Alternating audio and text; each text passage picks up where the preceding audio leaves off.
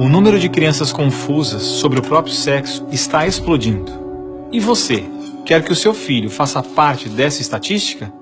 Acredito que não, pois a ideologia de gênero desconstrói a identidade humana por onde ela passa.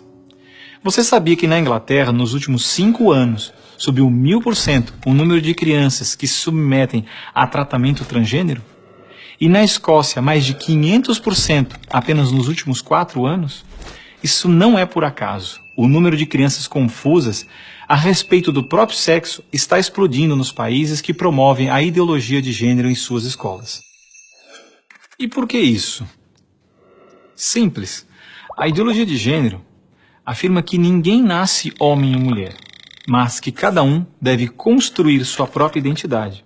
E se é assim, todas as crianças devem experimentar todas as formas de sexualidade possíveis até encontrarem um gênero para si mesmas. Como isso se daria? Através de materiais didáticos e uma nova pedagogia voltada para a desconstrução sexual. Sim, ideias têm consequências, e as consequências da ideologia de gênero promovem exatamente esta confusão, fazendo nossas crianças duvidarem de si mesmas na sala de aula, ambiente onde os pais estão cada vez mais ausentes e onde as crianças estão em fase de natural imaturidade e questionamento. O que muitos escondem é que existe uma verdadeira indústria do gênero por trás de toda essa confusão e que está organizada para destruir nossas famílias. Com certeza você já ouviu na televisão alguém dizer que a família é uma instituição antiquada, que os tempos mudaram e que precisamos abrir a cabeça. É porque não estão conseguindo mudar a cabeça da população que a estratégia de promover a ideologia de gênero nas escolas se tornou tão urgente para eles. Foi por isso que em 2014, quando o Congresso votou a proposta de Plano Nacional de Educação, deputados e senadores retiraram todas as referências à ideologia de gênero do seu texto, respeitando assim a vontade expressa do povo brasileiro que rejeita essa ideologia. Em 2015, quando chegou a hora de se votar os planos estaduais e municipais de educação, o MEC, atropelando a decisão do Congresso, tentou impor silenciosamente o gênero aos estados e municípios.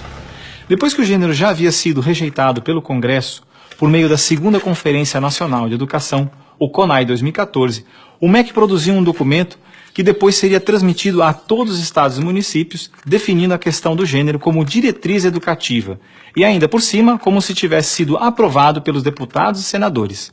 A trapaça se encontra em inúmeras páginas do documento. Vamos dar apenas alguns exemplos. Na página 25, o MEC afirmava que a União, os estados e os municípios deveriam promover a diversidade de gênero. Veja, não estão falando em respeitar a diversidade de gênero, mas sim em promovê-la. Na página 36, você vai ler que os estados e municípios deveriam disseminar materiais pedagógicos que promovam a igualdade de gênero, orientação sexual e identidade de gênero. Na página 41, que estados e municípios deveriam desenvolver, garantir e executar anualmente nos sistemas de ensino fóruns de gênero. Na página 92, que estados e municípios deveriam ampliar os programas de formação dos professores sobre gênero, diversidade e orientação sexual. Mas vejam, assim como eu, milhares de pais e professores lutaram democraticamente contra o documento em nossas câmaras municipais. O movimento foi histórico e disse não a essa fraude. Cidade a cidade, a ideologia de gênero foi rejeitada dos planos de educação de quase todos os 6.000 municípios brasileiros. Era de se esperar que após essa imensa pressão popular, o governo desistisse dessa ideia de introduzir à força o ensino da ideologia de gênero nas escolas do Brasil. Mas não, o MEC colocou novamente as chamadas questões de gênero na Base Nacional Comum Curricular, um documento que se propõe a impor o conteúdo de aprendizagens consideradas essenciais para todos os alunos brasileiros. Se for aprovada, a base deverá ser implementada por todas as escolas do Brasil, não só na rede pública, mas também na rede privada. Na prática, o documento propõe os seguintes absurdos nas nossas escolas. Na página 159, está escrito que o professor de artes deve desenvolver as aulas discutindo experiências corporais, pessoais e coletivas, de modo a problematizar questões de gênero e corpo. Na página 165, se volta a dizer que o professor de artes deve refletir sobre as experiências pessoais e coletivas desenvolvidas em aula, ou vivenciadas em outros contextos, de modo a problematizar questões de gênero, corpo e sexualidade. Na página 305, se estabelece que na área de ciências humanas, a diversidade de gênero deve ganhar especial destaque. E não para por aí. Na página 351, se estabelece que o professor de História coloca em destaque as temáticas voltadas para as questões de gênero. Na página 378, se estabelece que o professor de História trabalha em aulas questões de gênero, anarquismo e protagonismo feminino, mostrando as transformações ocorridas no debate sobre as questões de gênero no Brasil durante o século XX. Vocês estão vendo? A ideologia de gênero está presente no documento, é explícito, e o governo brasileiro demonstra com isso ignorar a vontade popular. Se a base for aprovada, terá valor de lei e será obrigatória. A ideologia de gênero será imposta de forma autoritária como a única moral permitida, quer os pais queiram ou não.